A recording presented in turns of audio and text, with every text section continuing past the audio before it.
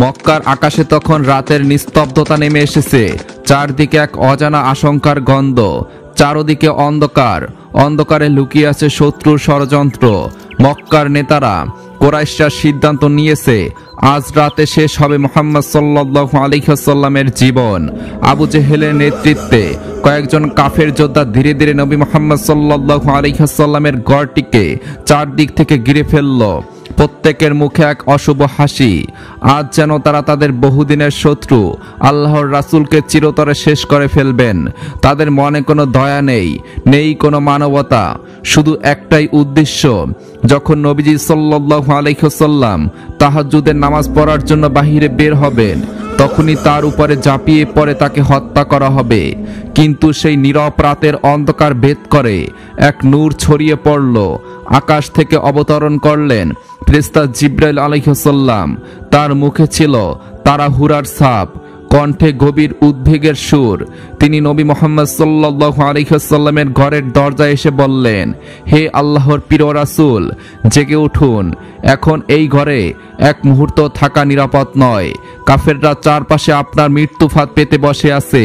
তারা আপনাকে হত্যা করার পরিকল্পনা করছে। আল্লাহ তাআলা আমাকে পাঠিয়েছেন আপনাকে রক্ষা করার জন্য। এখনই এই মুহূর্তে আপনাকে এই ঘর ছেড়ে মদিনার পথে যাত্রা করতে হবে। নবী মুহাম্মদ সাল্লাল্লাহু আলাইহি ওয়াসাল্লাম ধীরে ধীরে জেগে উঠলেন। তার চেহারায় এক অদ্ভুত প্রশান্তি।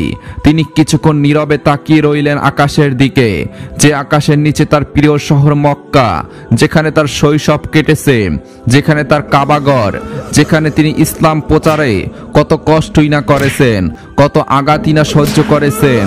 কিন্তু আজ সেই শহর থেকে, সেই প্রিয় নগরী ছেড়ে তাকে চলে যেতে হবে। এই ভেবেই নবীজি সাল্লাল্লাহু আলাইহি ওয়াসাল্লাম হালকা নিঃশ্বাস ফেললেন। নবীজি সাল্লাল্লাহু আলাইহি ওয়াসাল্লামের পাশেই ছিলেন হযরত আলী রাদিয়াল্লাহু তাআলা আনহু। নবীজি সাল্লাল্লাহু আলাইহি ওয়াসাল্লাম হযরত আলী রাদিয়াল্লাহু তাআলা আনহুকে জাগিয়ে তুললেন এবং বললেন, হে আলী, আল্লাহ তাআলার পক্ষ থেকে ওহী এসেছে, আমাকে মদিনার দিকে হিজরত করতে হবে। এখানে আমার জন্য আর এক মুহূর্ত থাকাও নিরাপদ নয়। আবু জেহেলের নেতৃত্বে কয়েকজন কাফের আমার বাড়িটিকে চারদিক থেকে ঘিরে ফেলেছে। হযরত আলী রাদিয়াল্লাহু তাআলা আনহু বললেন, হে আল্লাহর রাসূল, আপনি আর এক মুহূর্ত দেরি করবেন না, আপনি মদিনার দিকে যাত্রা শুরু করুন। আমি আলী আপনার জায়গায় আপনার চাদর গায়ে দিয়ে ঘুমিয়ে থাকব। সকালবেলা কাফের বাহিনী এসে আমাকে মুহাম্মদ সাল্লাল্লাহু আলাইহি ওয়াসাল্লাম ভেবে টুকরো টুকরো করে ফেলবে, কিন্তু আমার তাতে একটু দুঃখ থাকবে না। আমি বরং আনন্দ অনুভব করব যে আমার মাধ্যমে হলেও আল্লাহ তাআলা তার নবীকে রক্ষা করেছেন। এরপরে নবীজি সাল্লাল্লাহু আলাইহি ওয়াসাল্লাম বাড়ির দরজা খুলে দেন এবং এক মুষ্টি বালু হাতে নিয়ে সামনের দিকে ছুঁড়ে মারেন। আল্লাহ রাব্বুল আলামিন অলৌকিক শক্তিতে সেই বালুকণাগুলো প্রত্যেক কাফের যোদ্ধার চোখে গিয়ে পৌঁছায়। তারা ছটপট করতে শুরু করে। এই সুযোগে রাসূলুল্লাহ সাল্লাল্লাহু আলাইহি ওয়াসাল্লাম বাড়ি থেকে বের হয়ে চলে যান। নবী মুহাম্মদ সাল্লাল্লাহু আলাইহি ওয়াসাল্লাম চলে যান হযরত আবু বকর রাদিয়াল্লাহু তাআলা আনহুর বাড়িতে। হযরত আবু বকর রাদিয়াল্লাহু তাআলা আনহুর বাড়িতে পৌঁছে মাত্র একবার নক করেন, সঙ্গে সঙ্গে দরজা খুলে যায়। রাসূলুল্লাহ সাল্লাল্লাহু আলাইহি ওয়াসাল্লাম অবাক হয়ে বললেন, হে আবু বকর, এত গভীর রাতে মাত্র একবার নক করার সাথে সাথেই দরজা খুলে দিলে, তুমি কি ঘুমাওনি? হযরত আবু বকর রাদিয়াল্লাহু তাআলা আনহু বললেন, হে আল্লাহর রাসূল, আজ থেকে 6 মাস আগে আপনি বলেছিলেন যে কোনো একদিন আপনি হিজরত করবেন এবং আপনার হিজরতের সাথী হব আমি আবু বকর। সেই দিন থেকে এখন পর্যন্ত কোনো রাত্রিতে আমি বিছানায় পিঠ লাগাইনি। কখন এসে আমার রাসূল আমাকে ডেকে নেবেন? আমি আবু বকরের দরজা খুলতে যদি দেরি হয়, না জানি আবু জেহেল এসে আমার নবীকে আঘাত করে।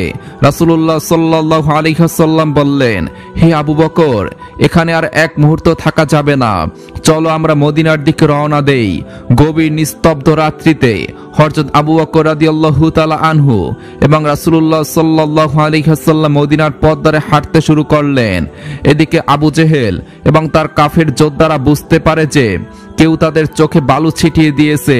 তারা খেয়াল করে দেখে যে মুহাম্মদ সাল্লাল্লাহু আলাইহি ওয়াসাল্লামের বাড়ির দরজা খোলা। আবু জেহেল এবং তার কাফের যোদ্ধারা নবী মুহাম্মদ সাল্লাল্লাহু আলাইহি ওয়াসাল্লামের বাড়ির ভিতরে প্রবেশ করলেন। ভিতরে প্রবেশ করে তারা দেখলো যে নবী মুহাম্মদ সাল্লাল্লাহু আলাইহি ওয়াসাল্লামের বিছানায় নবী মুহাম্মদ সাল্লাল্লাহু আলাইহি ওয়াসাল্লামের চাদর গায়ে দিয়ে হযরত আলী রাদিয়াল্লাহু তাআলা আনহু শুয়ে আছেন। তারা হযরত আলী রাদিয়াল্লাহু তাআলা আনহুকে বললেন, মুহাম্মদ সাল্লাল্লাহু আলাইহি ওয়াসাল্লাম কোথায়? হযরত আলী রাদিয়াল্লাহু তাআলা আনহু সিংহের মতো উত্তর দিল, আমি কি জানি, তোমরাই তো তাকে পাহারা দিচ্ছিলে, তোমরাই বলো তিনি কোথায়। এই বলে হযরত আলী রাদিয়াল্লাহু তাআলা আনহু সেখান থেকে চলে যান। এরপর আবু জেহেল এবং তার যোদ্ধাগণ নবী মুহাম্মদ সাল্লাল্লাহু আলাইহি ওয়াসাল্লামের পায়ের ছাপ অনুসরণ করে হযরত আবু বকর রাদিয়াল্লাহু তাআলা আনহুর বাড়িতে চলে আসলেন। হযরত আবু বকর রাদিয়াল্লাহু তাআলা আনহুর বাড়ির দরজায় এসে জোরে জোরে আঘাত করতে শুরু করলেন। হযরত আবু বকর রাদিয়াল্লাহু তাআলা আনহুর ছোট মেয়ে আসমা দরজা খুলে দিল। আবু জেহেল জিজ্ঞাসা করলেন, এখানে কি মুহাম্মদ সাল্লাল্লাহু আলাইহি ওয়াসাল্লাম এসেছিলেন? ছোট মেয়ে আসমা উত্তর দিল, আমি তো জানি না, আমি ঘুমিয়েছিলাম। এরপরে আবু জেহেল আবার জিজ্ঞাসা করল, তোমার পিতা আবু বকর কোথায়? তখন ছোট আসমা উত্তর দিল, আমার পিতা তো বাড়িতে নেই, তিনি কোথায় আছেন আমি জানি না। আবু জেহেল তখন রাগে ক্রোধে ফেটে পড়ল। ছোট মেয়ে আসমার মাথায় এমন জোরে আঘাত করে যে সঙ্গে সঙ্গে আসমার কান ফেটে রক্ত বের হতে লাগলো এবং আসমা মাটিতে পড়ে গড়াগড়ি করতে লাগলো এবং চিৎকার করতে লাগলো এবং বলতে লাগলো, বাবা বাবা, আবু জেহেল আমাকে মেরে ফেলছে। অন্যদিকে রাসূলুল্লাহ সাল্লাল্লাহু আলাইহি ওয়াসাল্লাম এবং হযরত আবু বকর রাদিয়াল্লাহু তাআলা আনহু মরুভূমির পথ ধরে মদিনার দিকে যাচ্ছেন। হঠাৎ ছোট মেয়ে আসমার কান্না হযরত আবু বকর রাদিয়াল্লাহু তাআলা আনহুর কান পর্যন্ত পৌঁছে যায়। হযরত আবু বকর রাদিয়াল্লাহু তাআলা আনহু স্পষ্ট শুনতে পান যে তার মেয়ে আসমা বাবা বাবা বলে চিৎকার করছে। সঙ্গে সঙ্গে হযরত আবু বকর রাদিয়াল্লাহু তাআলা আনহু থেমে যান এবং নবী মুহাম্মদ সাল্লাল্লাহু আলাইহি ওয়াসাল্লামকে বললেন, হে আল্লাহর রাসূল, আমার বাড়িতে হয়তো আবু জেহেল এসেছে আমার খোঁজে। আমাকে না পেয়ে মনে হয় আমার ছোট মেয়ে আসমার উপরে অত্যাচার করছে। তখন নবীজি সাল্লাল্লাহু আলাইহি ওয়াসাল্লাম কোমল সুরে বললেন, হে আবু বকর, তুমি কি তাহলে বাড়ি ফিরে যেতে চাও? তখন হযরত আবু বকর রাদিয়াল্লাহু তাআলা আনহু উত্তর দিল, হে আল্লাহর রাসূল, আমার ছোট মেয়ে আসমাই যদি নয়, আমার পরিবারের প্রত্যেক মানুষকেও যদি আবু জেহেল নির্মমভাবে হত্যা করে, তারপরেও আমি আবু বকর নবীকে ছেড়ে পিছনে যাব না। হে আল্লাহর রাসূল, চলুন, আমাদের আর এক মুহূর্ত দেরি করা যাবে না, আমাদের মদিনার দিকে অগ্রসর হতে হবে। এই বলে হযরত আবু বকর রাদিয়াল্লাহু তাআলা আনহু এবং নবীজি সাল্লাল্লাহু আলাইহি ওয়াসাল্লাম মদিনার দিকে এগিয়ে যেতে লাগলেন। এক সময় রাসূলুল্লাহ সাল্লাল্লাহু আলাইহি ওয়াসাল্লাম বললেন, হে আবু বকর, সুবে সাদেক হয়ে গেছে, একটু পরেই কিন্তু সকাল হয়ে যাবে এবং সকালে কাফের বাহিনী আমাদের দূর থেকে লক্ষ্য করতে পারে, তাই কোনো এক জায়গায় আমাদের আশ্রয় নিতে হবে। হযরত আবু বকর রাদিয়াল্লাহু তাআলা আনহু বললেন, হে আল্লাহর রাসূল, সামনে একটি পাহাড় দেখা যাচ্ছে, সেই পাহাড়ের কোন এক গুহায় আমরা আশ্রয় নেব। রাসূলুল্লাহ সাল্লাল্লাহু আলাইহি ওয়াসাল্লাম এবং হযরত আবু বকর রাদিয়াল্লাহু তাআলা আনহু সেই পাহাড়ে ওঠেন। হযরত আবু বকর রাদিয়াল্লাহু তাআলা আনহু বললেন, হে আল্লাহর রাসূল, পাহাড়ের গুহায় অনেক বিষাক্ত সাপ থাকতে পারে, আপনি একটু বাহিরে অপেক্ষা করুন, আমি ভিতরটা পরীক্ষা করে আসি। এই বলে হযরত আবু বকর রাদিয়াল্লাহু তাআলা আনহু গুহার ভিতরে প্রবেশ করলেন এবং গুহাটি পরিষ্কার করতে লাগলেন। তারপরে নবীজি সাল্লাল্লাহু আলাইহি ওয়াসাল্লামকে ডেকে নিলেন। মরুভূমির বুকে নবী মুহাম্মদ সাল্লাল্লাহু আলাইহি ওয়াসাল্লাম হাঁটতে হাঁটতে প্রচন্ড ক্লান্ত হয়ে পড়েছিলেন। নবীজি সাল্লাল্লাহু আলাইহি ওয়াসাল্লাম হযরত আবু বকর রাদিয়াল্লাহু তাআলা আনহুর উরুর উপরে মাথা রেখে একটু বিশ্রাম নিতে শুরু করলেন। হযরত আবু বকর রাদিয়াল্লাহু তাআলা আনহু খেয়াল করলেন যে পাহাড়ি গুহার ভিতরে অনেক বিষাক্ত সাপের গর্ত দেখা যায়। তখন ভাবলেন যে না জানি এই গর্তগুলো থেকে বিষাক্ত সাপ বের হয়ে এসে আল্লাহর নবীকে আঘাত করে। এই ভেবে হযরত আবু বকর রাদিয়াল্লাহু তাআলা আনহু গর্তগুলো বন্ধ করতে শুরু করলেন। হযরত আবু বকর রাদিয়াল্লাহু তাআলা আনহুর শরীরে একটি চাদর ছিল, তিনি চাদরটি ছিঁড়ে ছিঁড়ে প্রত্যেকটি গর্ত বন্ধ করতে লাগলেন, কিন্তু একটি গর্ত বন্ধ করার মতো কাপড় তার কাছে আর ছিল না। হযরত আবু বকর রাদিয়াল্লাহু তাআলা আনহু তখন সেই গর্তটি নিজের পা দিয়ে চেপে ধরে রাখলেন, যাতে সেই গর্ত থেকে কোনো বিষাক্ত সাপ বের হতে না পারে। হযরত আবু বকর রাদিয়াল্লাহু তাআলা আনহু সেই গর্তের মুখ পা দিয়ে আটকে রেখেছিলেন। সেই গর্তের অন্ধকারে গভীরে লুকিয়ে ছিল এক বিষাক্ত সাপ। সাপটি বারবার গর্ত থেকে বেরিয়ে আসার জন্য ছটফট করছিল, কিন্তু হযরত আবু বকরের অটল পা তাকে বাধা দিচ্ছিল। এক পর্যায়ে সেই বিষধর সাপ তার পায়ে আঘাত করল। একবার নয়, পরপর 3 বার। তীব্র ব্যথা ছড়িয়ে পড়ল তার শরীরে। হযরত আবু বকর রাদিয়াল্লাহু তাআলা আনহু বুঝতে পারলেন কোনো বিষাক্ত প্রাণী তার পায়ে আঘাত করেছে। তবুও তিনি তার পা এক চুলো সরালেন না। তার দেহ নিমিষে নীল হয়ে উঠল, আর তার চোখ থেকে অস্ত্রজাল গড়িয়ে পড়তে লাগলো। আর তার চোখের এক ফোঁটা পানি এসে পড়ল প্রিয়নবী মুহাম্মদ সাল্লাল্লাহু আলাইহি ওয়াসাল্লামের গালের উপরে। সঙ্গে সঙ্গে নবীজি সাল্লাল্লাহু আলাইহি ওয়াসাল্লামের নিদ্রা ভেঙে গেল। তিনি জেগে উঠলেন এবং উদ্বিগ্ন কণ্ঠে বললেন, তোমার কি পরিবারের কথা মনে পড়ছে? হযরত আবু বকর রাদিয়াল্লাহু তাআলা আনহু গভীর ভক্তি ও ভালোবাসায় বললেন, ইয়া রাসূলুল্লাহ, হে আল্লাহর প্রিয় নবী, আমি আল্লাহর কসম করে বলছি, আমার স্ত্রী, সন্তান বা পরিবারের প্রতি মায়া মমতা কখনোই আপনার প্রতি আমার ভালোবাসার চেয়ে বড় হতে পারে না। আমি কাঁদছি কারণ সম্ভবত কোনো বিষাক্ত সাপ আমার পায়ে কামড় দিয়েছে। এই কথা শুনে প্রিয়নবী মুহাম্মদ সাল্লাল্লাহু আলাইহি ওয়াসাল্লাম তৎক্ষণাৎ হযরত আবু বকরের পায়ে তার মোবারক মুখে লালা লাগিয়ে দিলেন। আল্লাহ রাব্বুল আলামিনের অসীম কুদরতে মুহূর্তের মধ্যে হযরত আবু বকর রাদিয়াল্লাহু তাআলা আনহুর সাপের বিষ থেকে সম্পূর্ণ মুক্ত হলেন। এমন সময় আবু জেহেলের নেতৃত্বে কাফের বাহিনী সেই পাহাড়ে পৌঁছে যায়।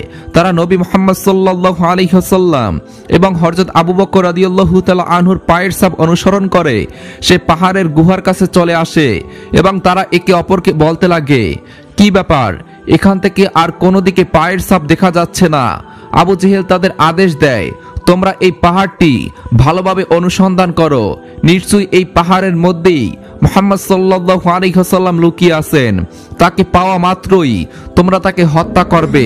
তখন আবু জেহেলের বাহিনী পাহাড়টি তল্লাশি করতে শুরু করে।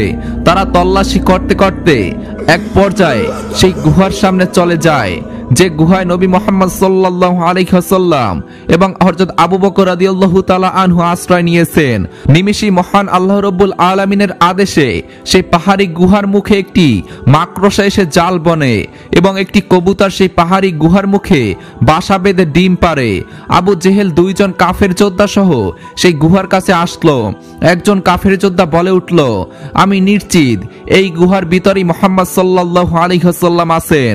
তখন অন্যজন কাফের যোদ্ধা বলে উঠল, আরে বোকা, এই গুহার ভিতরে মানুষ কি করে ঢুকবে? তুমি দেখছো না যে এই গুহার মুখে মাকড়সার জাল রয়েছে এবং গুহার সামনে একটি কবুতর ডিম পেড়ে বসে আছে। যদি কোনো মানুষ এই গুহায় ঢুকতোই তাহলে সঙ্গে সঙ্গে সেই কবুতরটি উড়ে যাবে এবং মাকড়সার জাল ছিঁড়ে যাবে। আবু জেহেলের যোদ্ধারা পুরো পাহাড় তল্লাশি করেও নবী মুহাম্মদ সাল্লাল্লাহু আলাইহি ওয়াসাল্লামকে খুঁজে পায় না। তারপর তারা নিশ্চিত হয় যে নবী মুহাম্মদ সাল্লাল্লাহু আলাইহি ওয়াসাল্লাম এখানে নেই। এখানে থাকলে এরকম হতো না। এই ভেবে তারা সেখান থেকে ফিরে চলে যায়। অতঃপর আবু জেহেলের কাফের যোদ্ধারা যখন সেখান থেকে চলে যায়, নবী মুহাম্মদ সাল্লাল্লাহু আলাইহি ওয়াসাল্লাম এবং হযরত আবু বকর রাদিয়াল্লাহু তাআলা আনহু সেই পাহাড়ি গুহা থেকে বের হয়ে মদিনার দিকে আবার যাত্রা শুরু করলেন। প্রচণ্ড রোদে উত্তপ্ত মরুভূমিতে হাঁটতে হাঁটতে তারা অনেক ক্লান্ত হয়ে পড়েন। নবীজি সাল্লাল্লাহু আলাইহি ওয়াসাল্লাম বললেন, হে আবু বকর, তুমি দেখো সামনে কোনো বাড়িঘর দেখা যায় কিনা। আমরা প্রচণ্ড ক্ষুধার্ত এবং তৃষ্ণার্ত। সামনে যদি কোনো বাড়িঘর দেখা যায় তাহলে সেখান থেকে আমরা কিছু খাবার অথবা পানি পেতে পারি। হযরত আবু বকর রাদিয়াল্লাহু তাআলা আনহু বললেন, হে আল্লাহর রাসূল, এই মরুভূমিতে তো কোনো বাড়িঘর দেখা যাচ্ছে না, তবে ওই দূরে একটি বাড়ির মতো কিছু একটা দেখা যাচ্ছে। চলুন আমরা সেদিকে অগ্রসর হই। কিছু দূর পথ অগ্রসর হওয়ার পর নবী করিম সাল্লাল্লাহু আলাইহি ওয়াসাল্লাম এবং হযরত আবু বকর রাদিয়াল্লাহু তাআলা আনহু সেই বাড়িটির কাছে পৌঁছালো এবং তারা অনেক আশ্চর্য এবং অবাক হয়ে গেল। আশেপাশে কোনো বাড়িঘর নেই। এরকম নির্জন এক মরুভূমিতে এই বাড়ি কোথা থেকে এলো? এত কিছু না ভেবে নবী করিম সাল্লাল্লাহু আলাইহি ওয়াসাল্লাম এবং হযরত আবু বকর রাদিয়াল্লাহু তাআলা আনহু সেই বাড়ির ভিতরে প্রবেশ করলেন। নবীজি সাল্লাল্লাহু আলাইহি ওয়াসাল্লাম বললেন, হে আবু বকর, তুমি দেখো তো বাড়িতে কেউ আছে কিনা। তখন হযরত আবু বকর রাদিয়াল্লাহু তাআলা আনহু বলে উঠলেন, বাড়িতে কেউ কি আছেন? আমরা 2 জন মুসাফির। আমরা প্রচণ্ড তৃষ্ণার্ত এবং ক্ষুধার্ত। সেই ঘরের ভিতরে একজন নারী ছিলেন। সেই নারীর নাম ছিল উম্মে মাবাদ। উম্মে মাবাদ গড় থেকে উত্তর দিল, আপনারা কোথা থেকে এসেছেন? হযরত আবু বকর রাদিয়াল্লাহু তাআলা আনহু বললেন, আমরা মক্কা থেকে মদিনার দিকে যাত্রা করেছি। আমরা মরুভূমিতে চলতে চলতে প্রচন্ড তৃষ্ণার্ত এবং ক্ষুধার্ত হয়ে গেছি। উম্মে মাবাদ বললেন, হে পথিক, আমার ঘরে তো কোনো প্রকার খাবার নেই। আমার স্বামী সারাদিন মরুভূমিতে ছাগল চড়ায়, সকালবেলা যায় এবং সন্ধ্যাবেলা সেই ছাগলগুলো নিয়ে আসেন এবং তখন সেই ছাগল থেকে সামান্য কিছু দুধ পাওয়া যায়। সেই দুধ খেয়ে আমরা স্বামী স্ত্রী রাত্রি যাপন করি। হযরত আবু বকর রাদিয়াল্লাহু তাআলা আনহু বললেন, হে বোন, আপনি কি আমাদের একটু পানি দিতে পারবেন? আমরা প্রচন্ড তৃষ্ণার্ত। উম্মে মাবাদ বললেন, হে পথিক, আমরা মরুভূমিতে বাস করি, এখানে পানি পাওয়া অসম্ভব ব্যাপার। তবে আমার স্বামী যখন ফিরে আসবেন তিনি সামান্য কিছু পানি নিয়ে আসতে পারেন। আপনারা চাইলে সেই সময় পর্যন্ত অপেক্ষা করতে পারেন। তখন নবীজি সাল্লাল্লাহু আলাইহি ওয়াসাল্লাম তার দৃষ্টি ফেরালেন এবং দেখলেন উম্মে মাবাদের ঘরের সামনে একটি ছাগল দড়ি দিয়ে বাঁধা রয়েছে। তিনি হযরত আবু বকর রাদিয়াল্লাহু তাআলা আনহুকে বললেন, হে আবু বকর, তুমি এই মহিলার কাছ থেকে অনুমতি নাও, আমরা কি এই ছাগলের দুধ দহন করে পান করতে পারি? হযরত আবু বকর রাদিয়াল্লাহু তাআলা আনহু তৎক্ষণাৎ উম্মে মাবাদের কাছে গিয়ে নরমকণ্ঠে বললেন, হে বোন, আপনি যদি আমাদের অনুমতি দেন তবে আমরা আপনার এই ছাগল থেকে কিছু দুধ নিয়ে পান করতে চাই।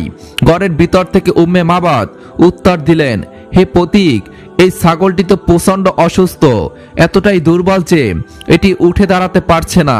তাছাড়া এটি কখনো বাচ্চা প্রসবও করেনি। তাহলে এই ছাগল থেকে আপনারা দুধ পাবেন কিভাবে? হযরত আবু বকর শান্তভাবে হেসে বললেন, হে বোন, আপনি শুধু অনুমতি দিয়ে দেখুন। হযরত আবু বকরের এই রহস্যময় কথায় উম্মে মাবাদ বিস্ময় হতবাক হয়ে গেলেন। একটি ছাগল যে এতটাই অসুস্থ যে দাঁড়াতে পারে না, যার কখনো বাচ্চা হয়নি, সেই ছাগল থেকে দুধ পাওয়ার কথা, এই অসম্ভব কথায় তার মন বিচলিত হয়ে উঠল। কৌতূহলী হয়ে তিনি ঘরের জানালা খুলে ওই দুই পথিকের মুখ দেখার ইচ্ছা করলেন। জানালা খুলতেই তার দৃষ্টি পড়ল রাসূলুল্লাহ সাল্লাল্লাহু আলাইহি ওয়াসাল্লামের নুরানি মুখমণ্ডলের উপরে। তিনি বিস্ময়ে হতবাক হয়ে গেলেন এবং বলে উঠলেন, আমি আমার জীবনে কখনো এত সুন্দর মানুষ দেখিনি। এত নুরানি, এত মহিমাময় কি কোনো মানুষের চেহারা হতে পারে? উম্মে মাবাদ বিস্ময় ও মুগ্ধ হয়ে নবীজির দিকে তাকিয়ে রইলেন। তারপর বললেন, ঠিক আছে, আমি অনুমতি দিলাম। যদি আপনারা এই ছাগল থেকে দুধ দহন করতে পারেন তবে নিশ্চয়ই তা পান করতে পারবেন। তখন নবীজি সাল্লাল্লাহু আলাইহি ওয়াসাল্লাম হযরত আবু বকরকে বললেন, হে আবু বকর, তুমি মহিলার কাছ থেকে একটি পাত্র নিয়ে আসো। উম্মে মাবাদ তাদের একটি পাত্র দিলেন। নবীজি বললেন, হে আবু বকর, এই পাত্রটি অনেক ছোট, তুমি আরো বড় পাত্র নিয়ে আসো। উম্মে মাবাদ তখন একটি বড় আকারের পাত্র এনে দিলেন। রাসূলুল্লাহ সাল্লাল্লাহু আলাইহি ওয়াসাল্লাম সেই বড় পাত্রটি হাতে নিয়ে ছাগলের কাছে গেলেন। বিসমিল্লাহ বলে তিনি ছাগলের মাথায় হাত বোলালেন এবং সঙ্গে সঙ্গে সেই অসুস্থ জরাজীর্ণ ছাগল অলৌকিকভাবে সুস্থ হয়ে উঠল। তিনি আবার বিসমিল্লাহ বলে ছাগলের ওলানে হাত ছুঁয়ে দিলেন। তৎক্ষণাৎ ছাগলের ওলানে দুধে পরিপূর্ণ হয়ে উঠল, এতটাই যে দুধের বারে ছাগলটি ছটফট করতে লাগলো। রাসূলুল্লাহ সাল্লাল্লাহু আলাইহি ওয়াসাল্লাম দুধ দহন শুরু করলেন এবং সেই বিশাল পাত্রটি ছাগলের দুধে ভরে গেল। তিনি হযরত আবু বকরকে বললেন, হে আবু বকর, তুমি এই দুধ থেকে পান করো। হযরত আবু বকর রাদিয়াল্লাহু তাআলা আনহু বললেন, ইয়া রাসূলুল্লাহ, আপনি আগে পান করুন। নবীজি বললেন, হে আবু বকর, তা কখনো হতে পারে না, তুমি আগে পান করো, তারপরে আমি পান করব। তখন হযরত আবু বকর রাদিয়াল্লাহু তাআলা আনহু ওই দুধ পান করলেন এবং তারপর রাসূলুল্লাহ সাল্লাল্লাহু আলাইহি ওয়াসাল্লামও তৃপ্তি সহকারে দুধ পান করলেন। কিন্তু আশ্চর্যের বিষয়, দুজনে পান করার পরেও পাত্রীর এক ফোঁটাও দুধ কমলো না, অথচ তারা দুজনেই তৃপ্তি সহকারে পান করছিলেন। এই অলৌকিক দৃশ্য উম্মে মাবাদ জানালার পাশ থেকে দাঁড়িয়ে দেখছিলেন। তিনি এগুলো দেখে বিস্ময়ে হতবাক হয়ে গেলেন। নবীজি সাল্লাল্লাহু আলাইহি ওয়াসাল্লাম বললেন, হে আবু বকর, এই দুধ ভর্তি পাত্রটি তুমি মহিলাকে ফিরিয়ে দাও। হযরত আবু বকর রাদিয়াল্লাহু তাআলা আনহু পাত্রটি উম্মে মাবাদের হাতে তুলে দিলেন। এরপর নবীজি সাল্লাল্লাহু আলাইহি ওয়াসাল্লাম এবং হযরত আবু বকর রাদিয়াল্লাহু তাআলা আনহু মদিনার পথে আবার যাত্রা শুরু করলেন। উম্মে মাবাদ তৎক্ষণাৎ গড় থেকে বেরিয়ে এলেন। তিনি লক্ষ্য করলেন তার পুরো গড় জান্নাতের সুগন্ধে ভরে গেছে, যেন কোনো স্বর্গীয় খুশবু তার বাড়ির চারপাশে ছড়িয়ে পড়েছে। রাসূলুল্লাহ সাল্লাল্লাহু আলাইহি ওয়াসাল্লাম এবং হযরত আবু বকর রাদিয়াল্লাহু তাআলা আনহু মদিনার দিকে হাঁটছিলেন। উম্মে মাবাদ পিছন থেকে তাদের দেখছিলেন। তিনি লক্ষ্য করলেন উত্তপ্ত মরুভূমির পথে নবীজি হাঁটছেন, আর একটি মেঘের টুকরা তার মাথার উপরে ছায়া হয়ে সঙ্গ দিচ্ছেন। বিকালবেলা উম্মে মাবাদের স্বামী ছাগল চড়িয়ে বাড়িতে ফিরলেন। তিনি বিস্ময় বলে উঠলেন, হে উম্মে মাবাদ, আজ আমার বাড়িতে কি ঘটেছিল? আমি যেন জান্নাতি সুগন্ধ পাচ্ছি। আমার বাড়ির চারদিকে যেন স্বর্গীয় খুশবু ছড়িয়ে আছে। আজ কি এমন ঘটল এখানে? উম্মে মাবাদ বললেন, হে আমার স্বামী, আজ আমাদের বাড়িতে এক অলৌকিক এবং আশ্চর্যজনক ঘটনা ঘটেছে। মক্কা থেকে দুইজন মহান ব্যক্তি এসেছিলেন। তাদের মধ্যে একজনের সৌন্দর্য এতটাই অপরূপ যে কিয়ামত পর্যন্ত তার প্রশংসা করলেও তা শেষ হবে না। আরো বিস্ময়কর ব্যাপারটি হলো, আমাদের যে ছাগলটি অসুস্থ জরাজীর্ণ ছিল, সেই মহান ব্যক্তি তার গায়ে হাত ছুঁয়ে দিতে ছাগলটি সুস্থ হয়ে উঠল। সেই ছাগলটি কখনো বাচ্চা প্রসব করেনি। তার হাতের ছোঁয়ায় তার ওলানে দুধে পরিপূর্ণ হয়ে গেল। তিনি এত দুধ দহন করলেন যে কোনো গরু এত দুধ দিতে পারে না।